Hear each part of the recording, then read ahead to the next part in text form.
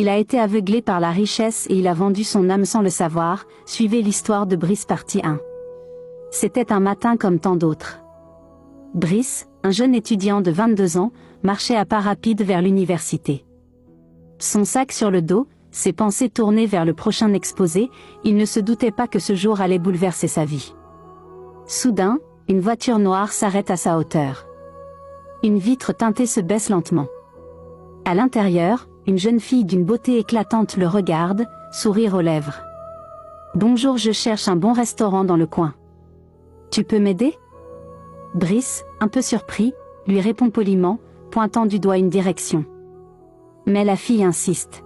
« Tu veux pas m'accompagner ? Je me perds facilement. » Brice hésite. Mais comment dire non à une telle déesse ? Il accepte.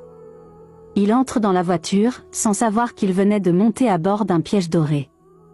Arrivé au restaurant, la fille commande généreusement. Brice n'a jamais vu une telle aisance. Puis, soudainement, elle le regarde dans les yeux. « Je t'aime, je veux qu'on soit ensemble. » Brice rougit, mais dit oui sans réfléchir. Après tout, qui refuserait un tel trésor ?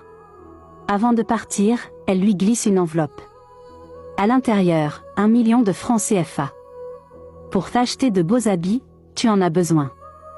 Brice est choqué. Mais il prend l'argent. Le lendemain, Brice s'offre des baskets dernier cri, un iPhone flambant neuf, et invite ses amis au restaurant. Quand l'argent finit, il appelle sa copine. Elle dépose. Encore et encore. Ils vivent comme dans un rêve.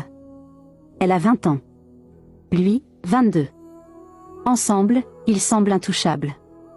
Un soir, en sortant du cinéma, la jeune fille prend la main de Brice. « Je dois te dire la vérité, tout cet argent, ce n'est pas vraiment à moi. J'ai une relation avec un vieux papa, lorsqu'il a envie de moi je vais chez lui et on fait l'amour, ensuite il me donne l'argent. » Brice fronce les sourcils.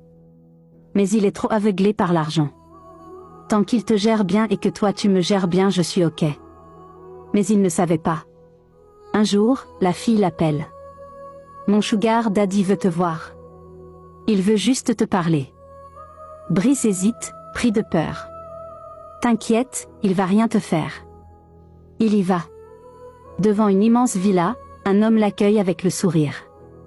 Brice reste figé. C'est le grand pasteur Célestin, un homme respecté dans toute la ville. La suite dans la partie 2.